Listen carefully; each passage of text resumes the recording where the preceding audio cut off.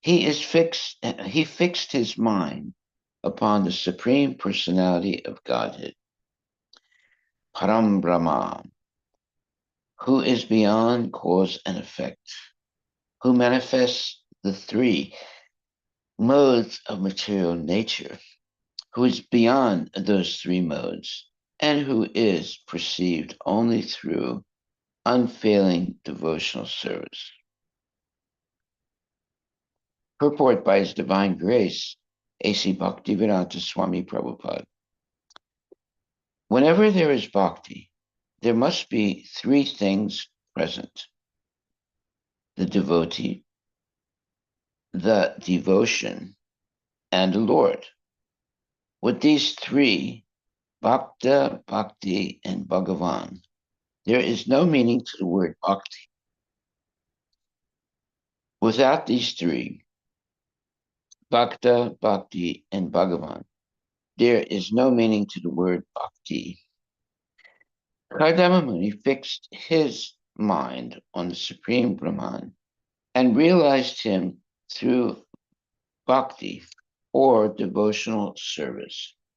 This indicates that he fixed his mind on the personal feature of the Lord, because bhakti cannot be executed unless one has realization of the personal feature of the Absolute Truth.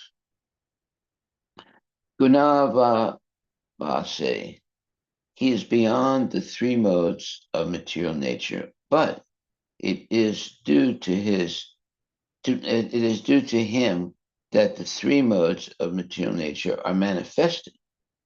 In other words, although the material energy is an emanation of the Supreme Lord, he is not affected, as we are, by the modes of material nature. We are conditioned souls, but he is not affected, although the material nature has emanated from him.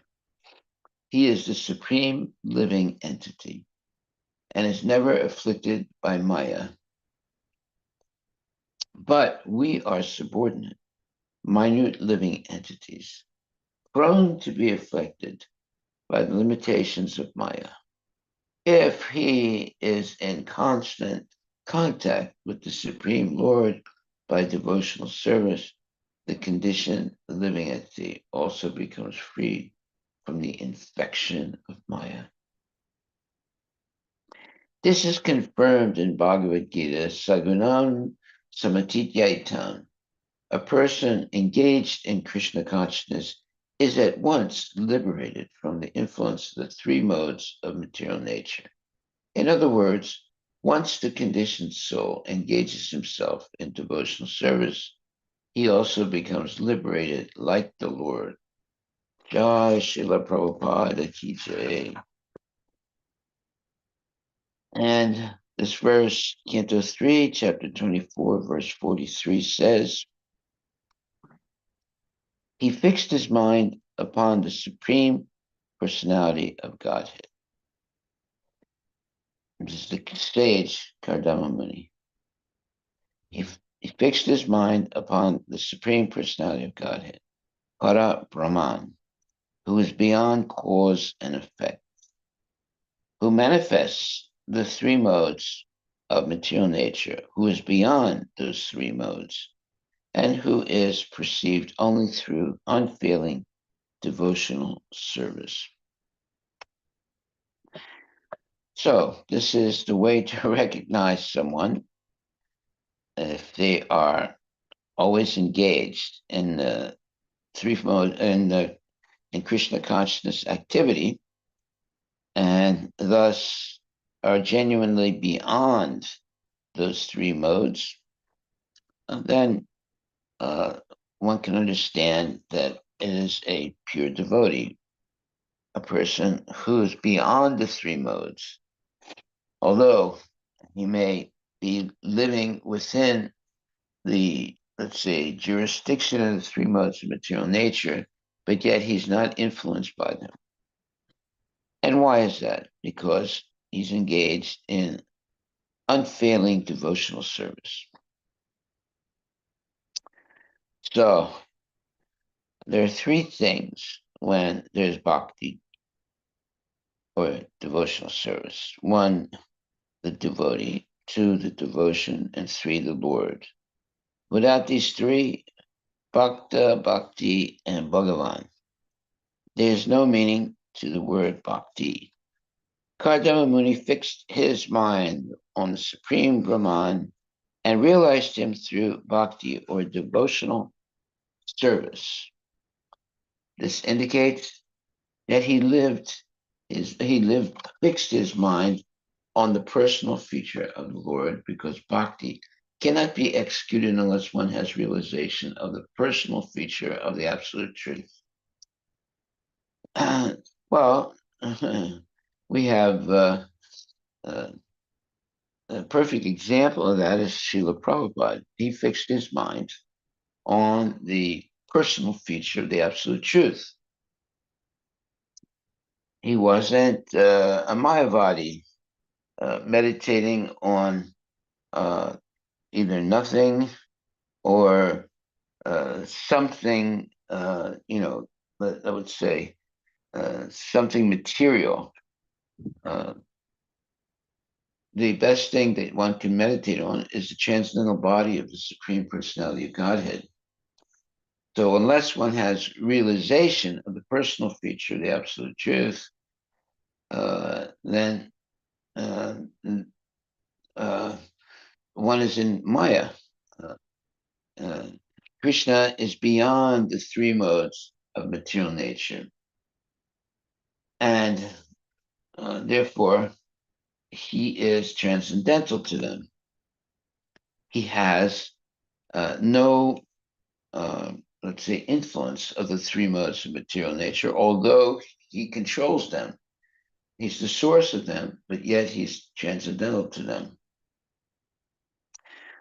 So he causes the appearance of the three modes. But in other words, although the material energy comes from the Supreme Lord, he's not affected by the modes as we are. That is, let's say, something that's hard for people to understand. Um, every one of us is conditioned by the three modes of material nature. But to see someone who's not affected by them is a rare thing. And why? Because such a person is completely dedicated in every way, mind and body, and all attributes that a person has is dedicated to serving the Lord. So it's not very difficult to become, let's say, uh, completely dedicated to the Lord. You just have to be engaged in devotional service. And when one is always engaged in devotional service, they gradually surpass the influence of material nature. In other words, not being affected by the different modes of material nature, goodness, passion, and ignorance. But if someone is conditioned, then they are uh, uh, conditioned, meaning they are influenced by one of the modes, or both, two of the modes, or all of the modes of material nature, and therefore they cannot basically see things correctly. They're always under the, let's say, illusory uh, uh, influence of the three modes of material nature, goodness, passion, and ignorance. So Prabhupada writes here, we are conditioned souls, but he, meaning Krishna, is not affected by them. Although the material nature has emanated from him, he is the supreme living entity and is never affected by Maya, but we are subordinate, minute living entities, prone to be affected by the limitations of Maya. Uh, what does that mean exactly? That means that a genuine devotee is transcendental to the influence of the three modes of material nature: goodness, passion, and ignorance. That means there is a devotee who is not affected by the modes. He's not passionate in the sense of engaging in passionate activities, meat eating, gambling, illicit sex, intoxication. Those are all passionate and ignorant activities. The devotee is always acting in the mode of goodness and eventually transcendental goodness. So the mode of goodness is good, but still one is influenced and not completely liberated. But transcendental goodness, that's the best because there is no influence of the modes at that point. Why? Because of complete engagement and devotional service without hankering and without lamentation. When you hanker, that means you have a strong desires. And when you become transcendental to those desires, it doesn't mean that you have no desires, but you have only transcendental desires to please Krishna. Now you're no longer subject to uh, hankering and lamentation. Hankering means you're strongly desiring something material, and therefore you're not actually a free person. You're conditioned by hankering and lamentation, desiring something that you don't have, and becoming miserable by not having something, having lost something. So this desire and hankering and lamentation are two symptoms of a person who is under the influence of Maya. So devotee is free from desiring material things and is also free from lamenting if he doesn't have those things. Why? He's self satisfied. A self satisfied person is not controlled by the modes of material nature. He's satisfied simply by dint of engaging in devotional service. Therefore, he has no hankering and no lamentation. Material life means that one is always hankering something, and when they can't get it, they start lamenting. And it is a very difficult time to be situated in such low class consciousness. Actually, uh, we don't have to always be desiring some sense gratifications. It only puts us into a state of illusion. And if we don't achieve our sense gratification desires, we begin to lament. So both ways, we are in states of illusion. And what we need to do is be steady in our devotional service.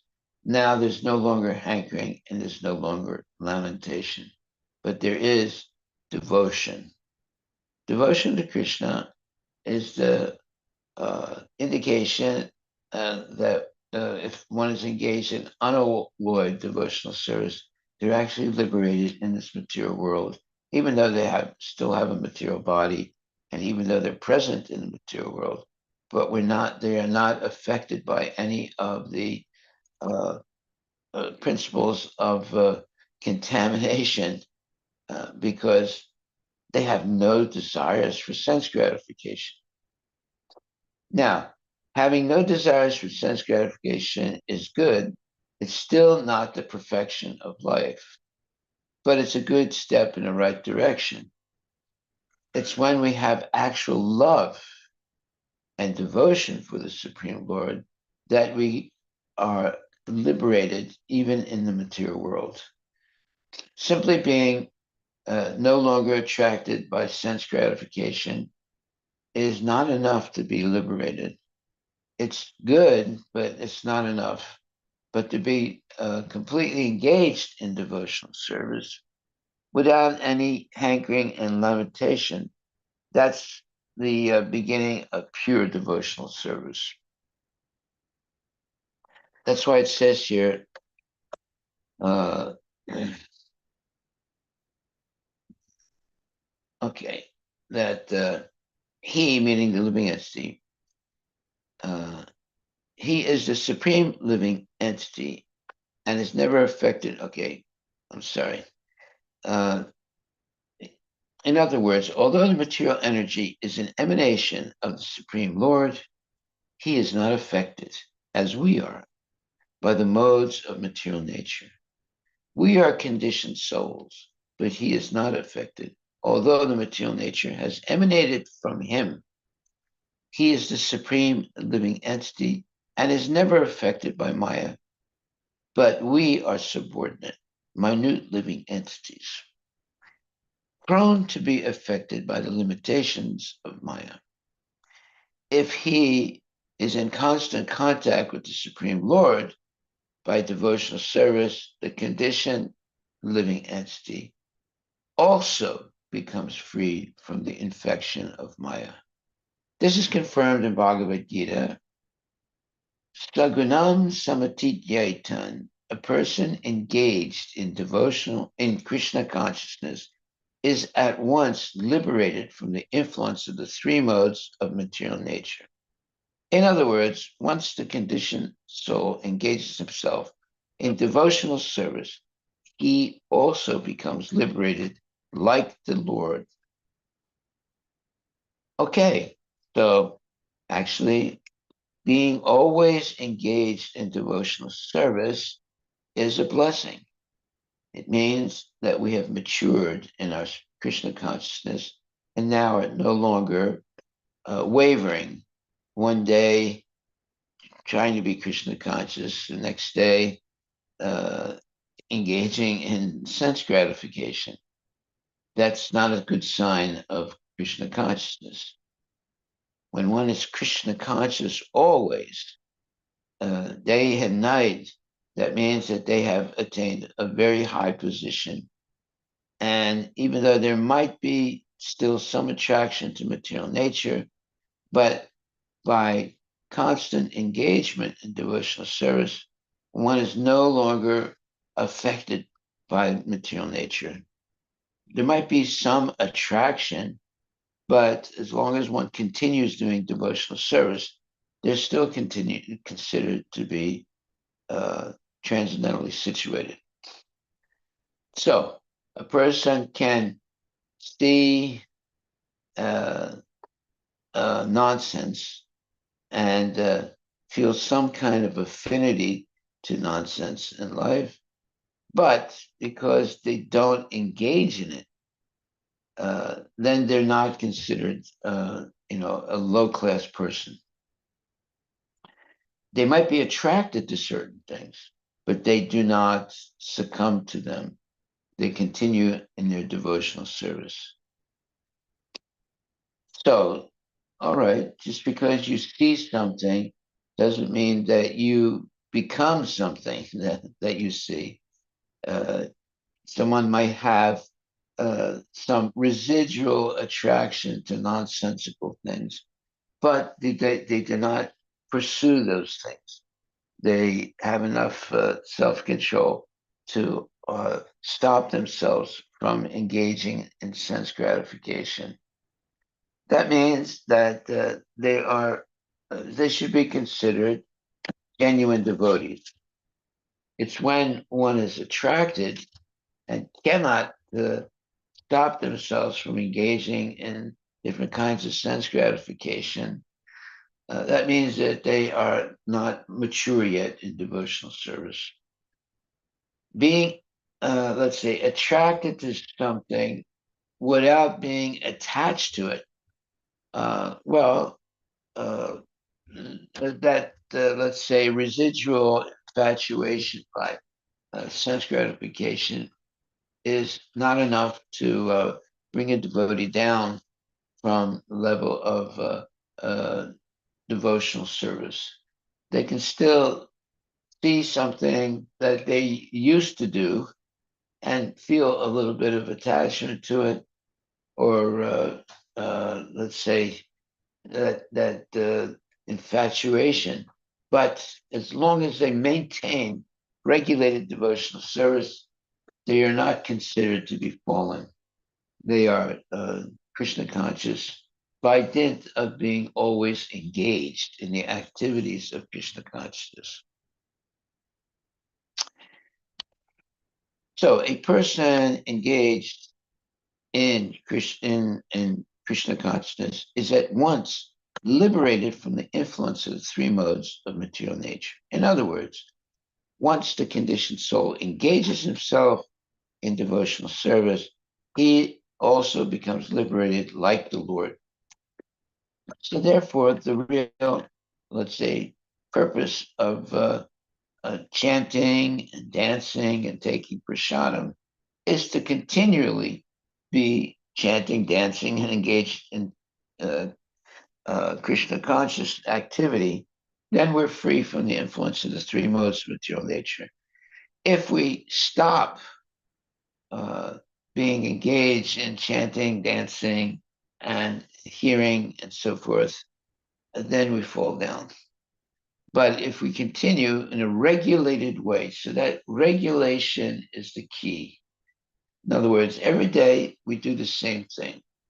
And we wake up early, we take shower, etc., and we're chanting Hare Krishna, Krishna Krishna, Hare Hare, Hare Rama, Rama Rama, Hare Hare. And we're hearing Bhagavad Gita, Srimad Bhagavatam, and we're associating with devotees, and we're going on Sankirtan, and in every way, we're engaged mentally and physically in the activities of Krishna consciousness. Even though our body is material, even though we're living in the material world, but now we can say, or now we can be identified as a devotee because we're not influenced by the modes of material nature. And the only way to be not influenced by the modes of material nature is to always be engaged in devotional service activities. So here, Prabhupada says, although the material energy is an emanation of the Supreme Lord, he is not affected as we are by the modes of material nature. We are we are conditioned souls, but he is not affected.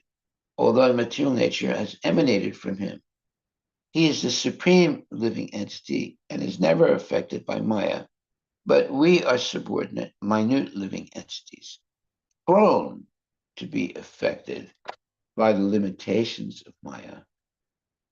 If he is in constant contact with the Supreme Lord by devotional service, the conditioned living entity, although a conditioned living entity also becomes freed from the infection of Maya. This is confirmed in Bhagavad Gita, Sagunam Samatityaitan. A person engaged in Krishna consciousness is at once liberated from the influence of the three modes of material nature. In other words, once the conditioned soul engages himself in devotional service, he also becomes liberated like the Lord. This is very good knowledge. This is real Krishna consciousness. That is whole, that is being fully engaged in the activities of Krishna consciousness. Then one is considered to be liberated from the influence of Maya. But let's not think that it is a simple thing to be always engaged in Krishna consciousness. One has to have the determination of doing the same thing every day, waking up early and bathing and, and chanting Hare Krishna Maha Mantra at least 16 rounds every day. 16, of course, is the minimum. There's no maximum. And then hearing lectures or giving lectures also, and eating only prasadam, and preaching, going to Sankirtan, and associating with devotees and avoiding the association with materialistic people. That doesn't mean that we can't talk to someone who's materialistic. It just means that we're not attracted to the lifestyle of materialistic people. But we can preach to them, and we can try and help them become Krishna conscious. If we completely ignore materialistic people, uh, then that's not, let's say, a sinful thing. But devotees take the risk of preaching to sinful people, knowing very well what the desire of Krishna is. What is the desire of Krishna? He wants all living entities to come back to him. Okay? So there's a risk when you preach, let's say, in a very determined way to non-devotees. It's always risky because we are coming in contact with them, but we're not living according to their activities.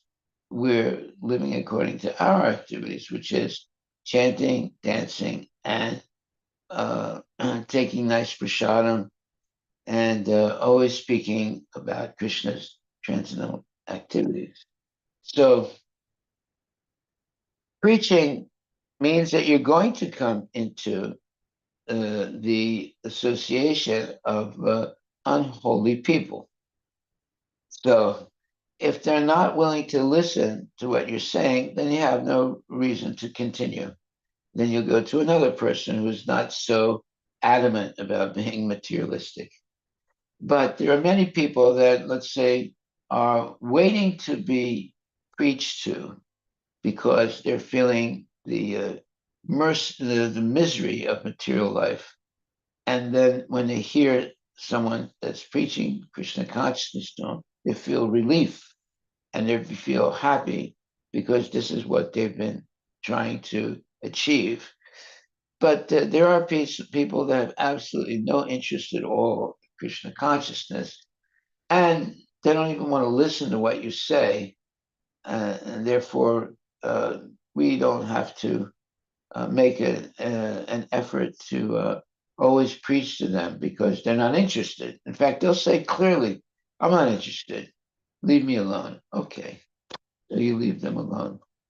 But there are people that say, "Oh my God, I've been waiting for you most of my life. I'm so happy you're preaching to me. I really need this. I want to hear more about this." So you'll see there's all different types of people in the material world. And there are many people who are still under the influence of Maya, but who are praying that they can meet someone who can uh, lead them out of the illusion of Maya and into Krishna consciousness. And they will say so also, that I was praying so much that I could meet someone like you. Thank you so much for taking the time to talk to me and teaching me about Krishna consciousness. This was something that I was always desiring, but now, by your mercy, I have become enlightened by Srila Prabhupada's books and his organization, ISKCON, and it's to my it's for my ultimate benefit, and I recognize that. So a person who recognizes their good fortune in coming in contact with devotees and staying in contact with devotees, that means that all their real desires have been accomplished.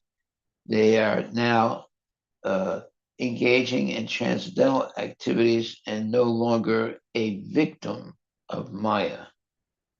The people who are victimized by Maya, they cannot develop any attraction to Krishna consciousness. It doesn't mean that they are obstructed from developing attraction to Krishna consciousness. It just means that there's so much under the grip of Maya that uh, they're not going to make the effort to regularly associate with devotees. So there was one time, this one lady that joined our movement in Paris. The first day she came, she had high heels and she had, uh, perfume, and she had a big hairdo, and but she was a little bit interested in what we were doing, so she came out of curiosity to find out. And after, some days when she would kept coming back, and then finally she put on a sari and covered her hair, and uh, and then she started chanting Hare Krishna, and then she wanted to be a devotee. Well, when she first came, she was, had the big hairdo, high heels, and she was really dressed up like a movie star. But then when she put on a sari, covered her hair, she began to look and act like a devotee. But she still had a job. And when the boss in her job found out that she was associating with devotees, he said, "Look, you continue doing this, then you're going to lose your apartment, you're going to lose your car, and you're going to lose your job." It just so happened that she was the concubine of this guy, of this man. That means that although her boss was married to someone else, he was engaging in illicit sex with this lady. But he gave her a nice car. He gave her a good job. He gave her, vacations with him and so forth. In other words, he was cheating on his wife and using this lady, for sense gratification. So when she started becoming Krishna conscious and he found out, then he gave her an ultimatum. He said, "You continue doing this, you lose your car, you lose your apartment, and you lose your job." Right? And she decided to give up Krishna consciousness. Right? And she went back to being, his basically his uh, sense gratification.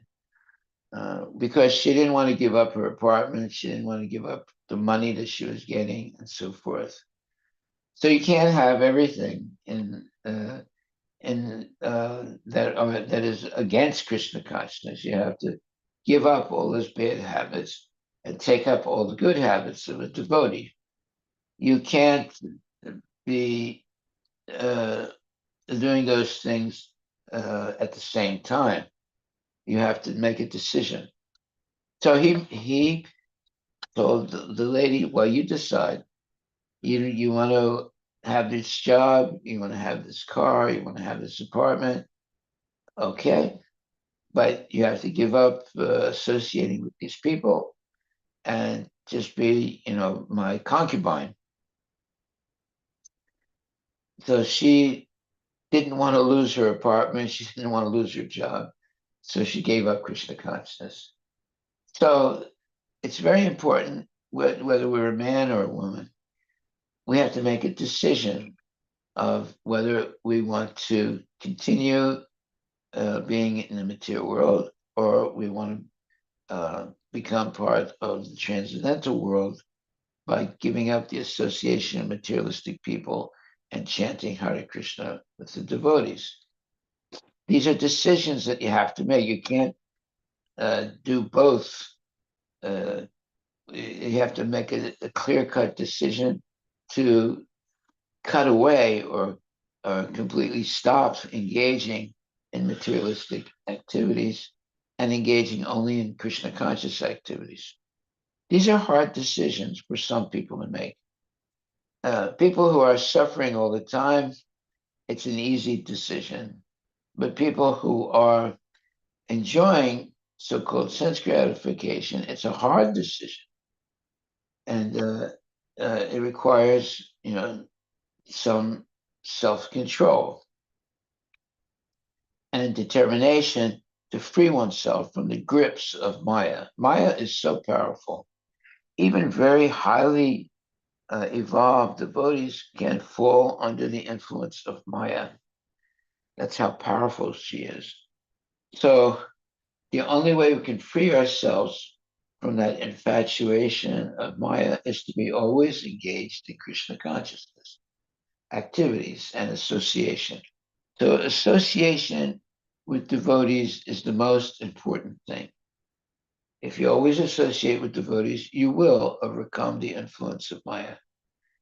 If you give up the association of devotees, for sure you're going to fall under the influence of Maya again, and you'll be controlled in every way.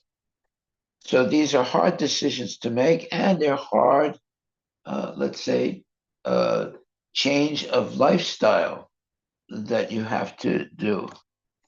The lifestyle of a devotee, first and foremost, is waking up early in the morning and chanting Hare Krishna and engaging in Krishna conscious activities.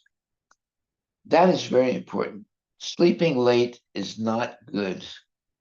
And you'll never be able to chant all your rounds if you go to bed late and wake up late. You'll always be trying to chant your rounds. It's like sometimes you see in the afternoon or early evening, uh, someone is in the back of the temple room with their hand in their bead bag, listening to the lecture at the same time chanting Hare Krishna.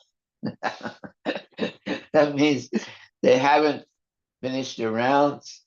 Why? Because they couldn't wake up early enough to do it.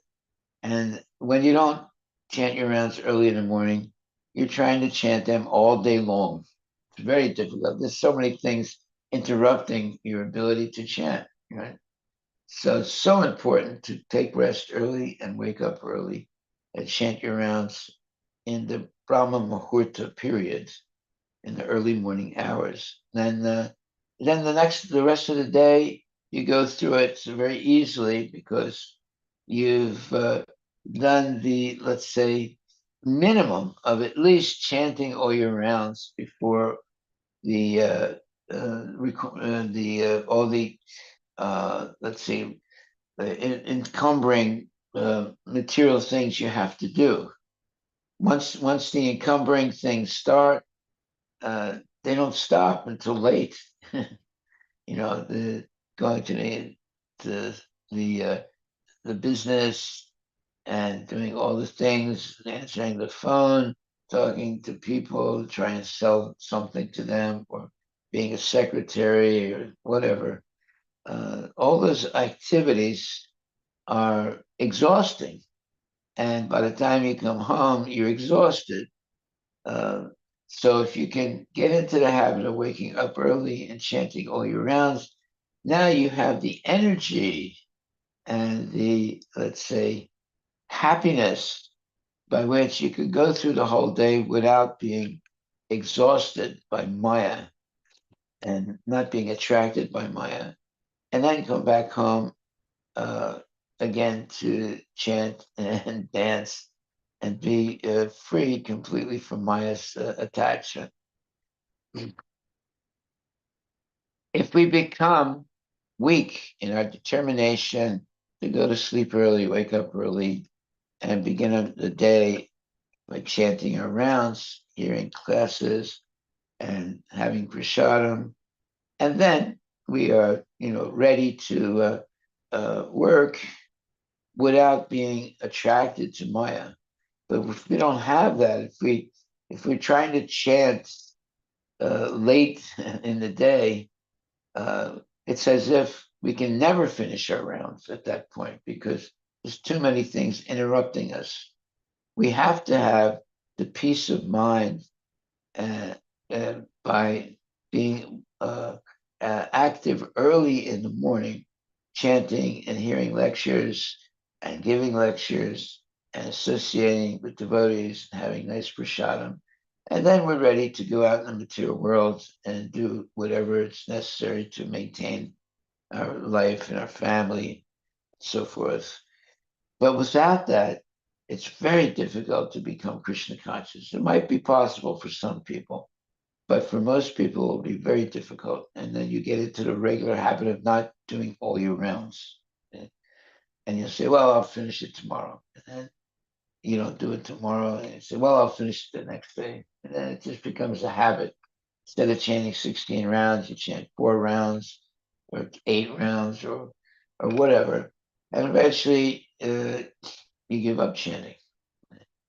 So by regularly associating with devotees, we will not give up chanting. But by avoiding the association of devotees, we will gradually give up chanting. So chanting independent of the association of devotees is not a good idea. Chanting in the association of devotees is a very good idea because you cannot stop chanting when you're always in the association of devotees. But you have to organize your life so that you can always be in association of good devotees. That's a decision you have to take. Okay. A person engaged in Krishna consciousness is at once liberated from the influence of the three modes of material nature. In other words, once the conditioned soul engages himself in devotional service, he also becomes liberated like the Lord. So everybody should have uh, duties in Krishna consciousness. So by engaging in those Krishna conscious duties, one can sustain their devotional service on a regulated basis. So we have to organize our schedule so we can do that. And if we do that, then we feel relief from the onslaught of material nature. And we lose our attraction to Maya. Maya has many ways of tricking us. And as soon as we become enamored by things in Maya, we lose let's say, the strong uh, desire to be Krishna conscious because we become attracted by some things in Maya. So instead of always chanting, always being engaged in devotional service, always associating with devotees, little by little, we start losing our attraction to those Krishna conscious activities and becoming strongly attracted by Maya's activities and tricks. So continual vigilance is the life of a devotee. The devotee is vigilant not to become lax in their practice of Krishna consciousness, rather to become more and more determined to strictly follow all the rules and regulations of Krishna consciousness without any vacation. There is no vacation in Krishna consciousness. It's not that, oh, now I'll take a vacation and just, relax and not, wake up early and not chant my rounds. And then I'll come back and try and chant my rounds again. No. As soon as we get that material taste again, our practice of Krishna consciousness becomes lax. But the determination to follow strictly all the principles of Krishna consciousness, and that begins by going to sleep early and waking up early, then we get stronger and stronger in our practice. But by staying up early and waking up late, more or less, we will lose our attraction to Krishna consciousness. So when you look at the life of great devotees, they're always very regulated in their activities. Regulation of our activities is the first step to being Krishna consciousness. And maintaining that regulation means that we're making spiritual progress. And you feel it. You know how good it feels to be able to wake up early and chase your rounds and hear take nice prasadam and hear lectures and go on Sankirtan and so forth. And you feel relief from the onslaught of Maya.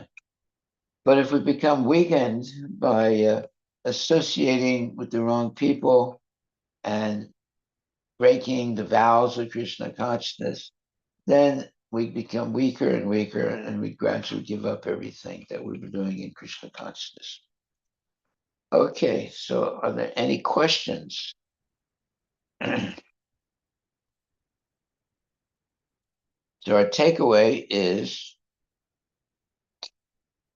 uh, in other words, although the material energy is an emanation of the spirit of the Supreme Lord, he is not affected, as we are, by the modes of material nature. We are conditioned souls, but he is not affected. Although the material nature has emanated from him, he is the supreme living entity and is never affected by Maya. But we are subordinate, minute living entities, prone to be affected by the limitations of Maya. See, that's a very good phrase, the limitations of Maya. Maya actually stops us or limits us from being Krishna conscious. That means that there's something in Maya that takes our attention away from Krishna consciousness. So it could be watching television, it could be going to a movie, it could be associating with materialistic people, it could be eating things that are forbidden. See, so Maya will limit our ability to be Krishna conscious. That's why it says, but we are subordinate, minute living entities prone. Prone means we have the tendency to be affected by the limitations of Maya. Why do we have that tendency? Because we've engaged in sense gratification many, many lifetimes. And now we're trying to free ourselves from that grip of Maya, even though we have been in illusion for many, many material lives. So it's not easy at first to break that attachment. The only thing that can help us is the continual association of genuine devotees. And that's a big decision we have to make. Tell me who your friends are, I can tell you who you are. So when you give up your friends that are all materialistic and you take up the association of devotees, which is a big decision that someone has to make in your life, then they begin to make spiritual progress. You cannot be half and half, a little bit of nonsense association with nonsense people, and some association with devotees.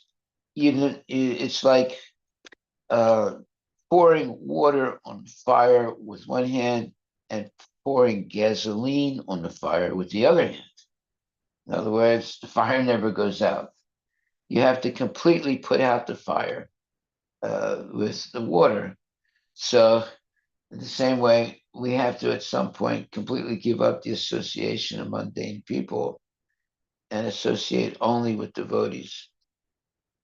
Now, is that being antisocial? No. It's just making a decision who you want to associate with. It doesn't mean you're antisocial. Antisocial would mean you don't associate with anybody. But avoiding the association of nonsense people and associating with good people is not being antisocial. It's uh, being able to differentiate who is a good person and who is not a good person.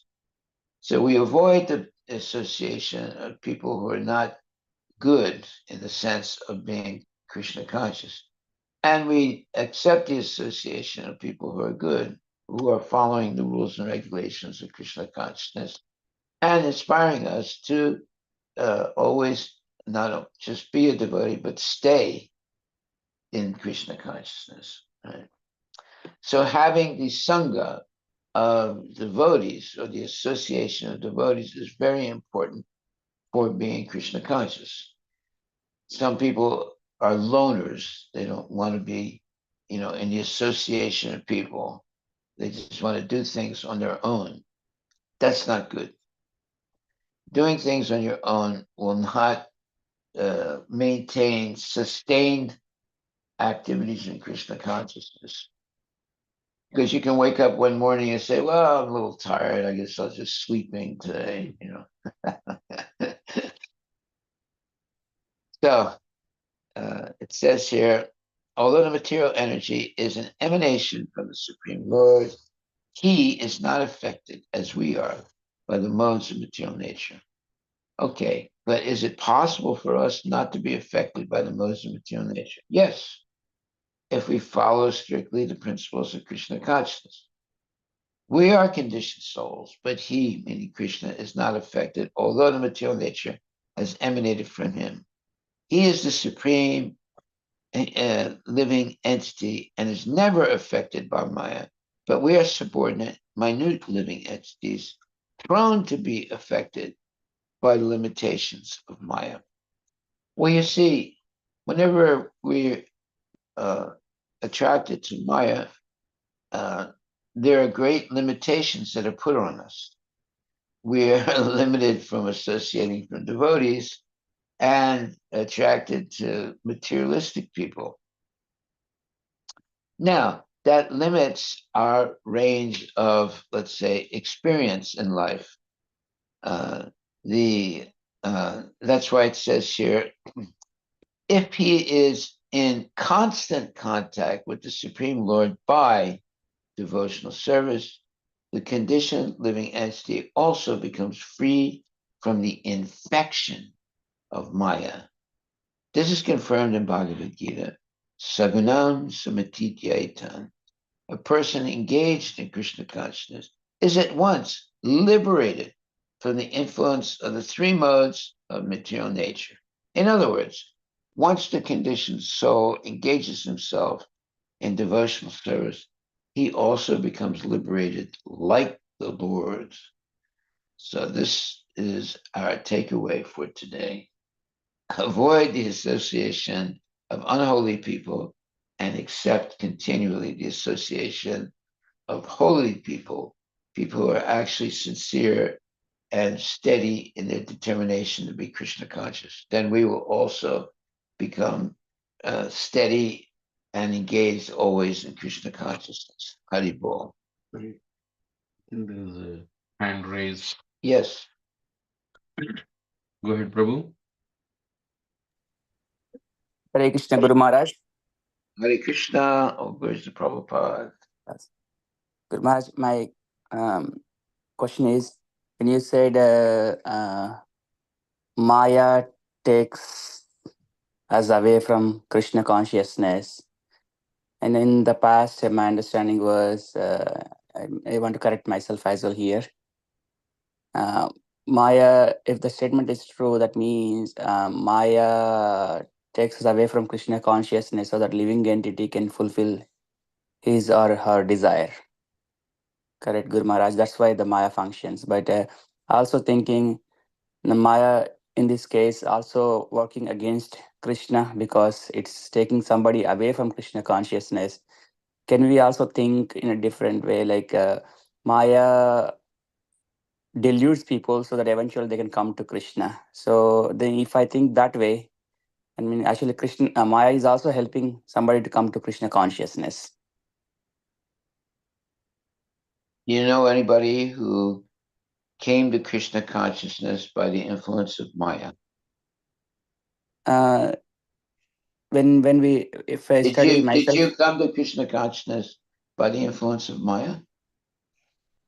uh, yes, I can put think that also Maharaj, it helped me also because yeah, when I try different things, it alludes that you can do things. Then it also shows that you are limited, or we can see the delusions how things are being framed by Maya. So then we start seeing that, oh, okay, this is temporary. Something is, we something bigger thing is happening. So I could think that way, that Maya is also helping us to come to Krishna consciousness, but in a deluded way. It deludes us, so then we come to a senses to see what's happening really. Can Well, we you think could that way? say that Maya is helping you by Hmm. giving you sufferance, making you Yes, suffer. suffer, deluding, showing the beauty, but it shows the beauty, but it cannot fulfill the beauty. Then what's happening? Then we start asking this question. So I have so much tasty food, but my desire is not fulfilled. So it gives a Maya is giving us so much tastiest, delicious food, but the hunger will never satiate it. So is that the right way to think, Guru Maharaj? So this is coming to my logical thinking.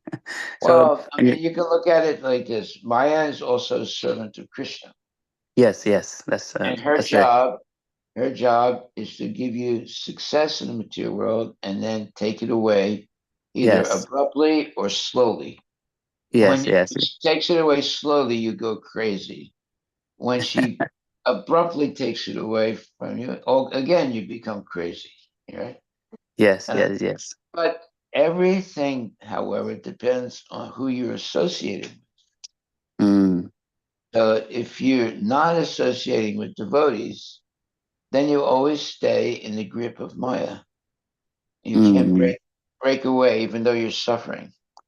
But mm, if mm. you associate with devotees, then it's possible to break away from the grip of Maya.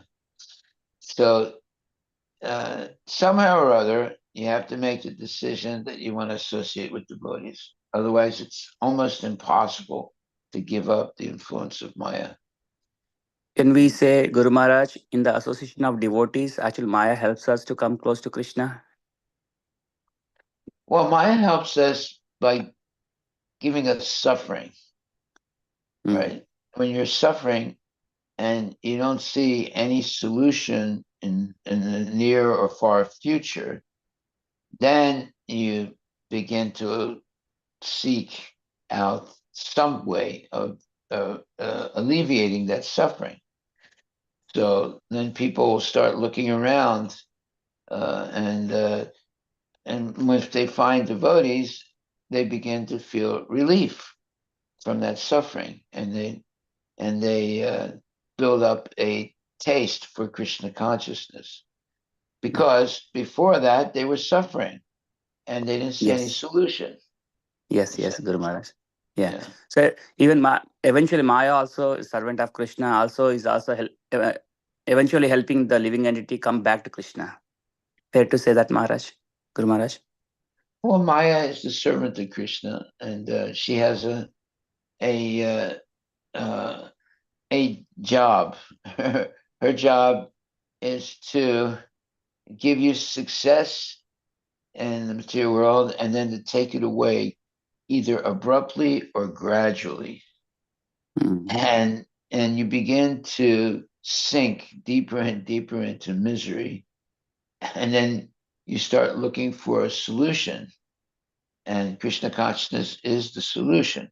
So yes. Maya is training us, uh, Mm, first by giving us success and then taking it away from us gradually or abruptly.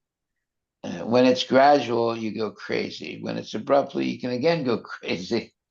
But if you're in association of devotees, then that infatuation with Maya goes away, uh, and you feel relief. You see, everyone wants that relief. Everyone is looking for peace. shanti, shanti, shanti. But if you have a mind that's always seeking sense gratification, you never have peace because the desire for sense gratification never goes away. You can be engaging in all kinds of sense gratification; it's never enough. The hankering for more and more sense gratification gets more the more you engage in it.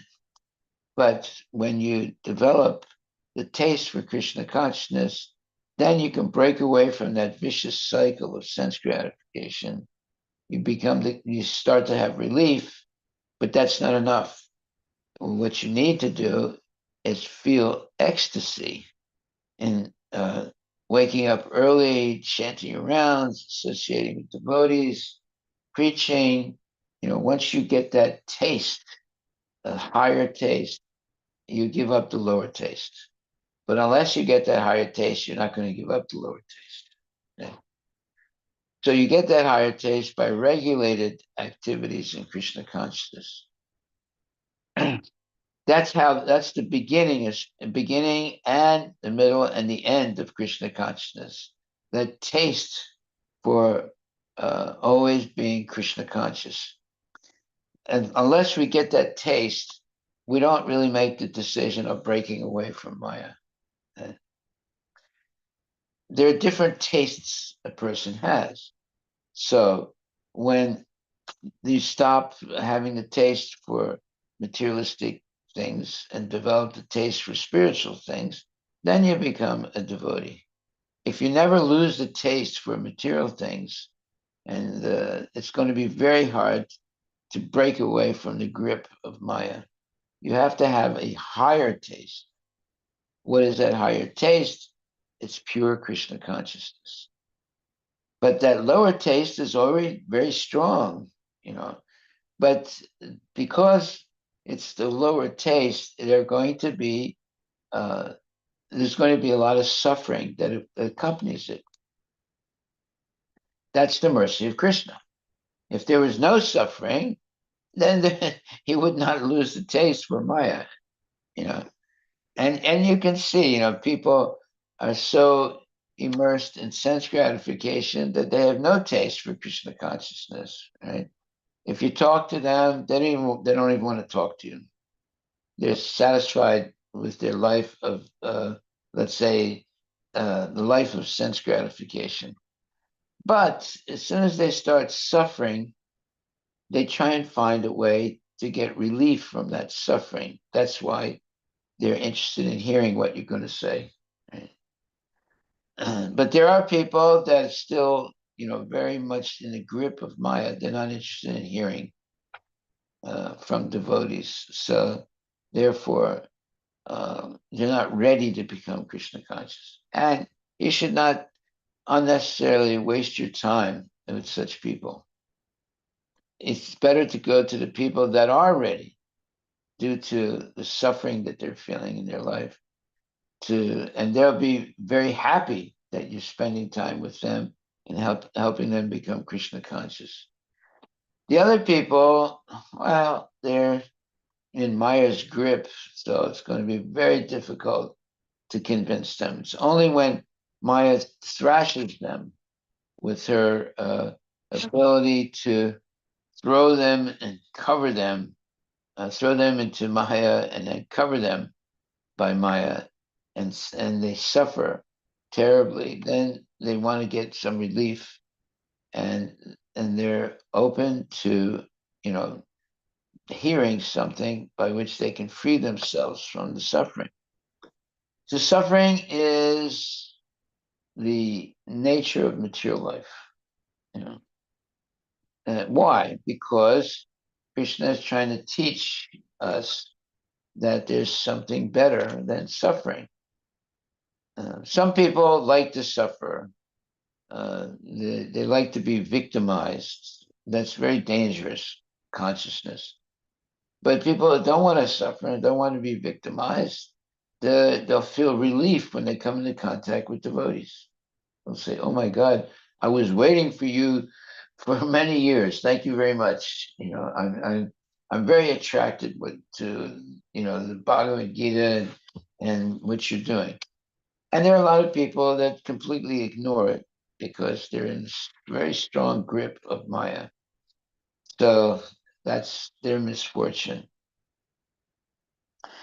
We have to find those people who are waiting to be preached to, who are waiting to hear this philosophy of Krishna consciousness, who are waiting to be engaged in activities of Krishna consciousness, okay?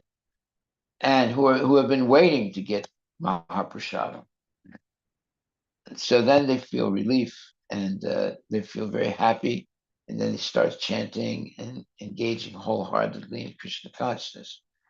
There are other people that are happy to not be Krishna conscious, right? Thinking that Krishna consciousness is something that's going to make them suffer because they're so addicted to sense gratification. So they are not ready to hear. But people who are actually suffering, they want to hear. They want to hear, they want to be Krishna conscious. So there's so many people in this world.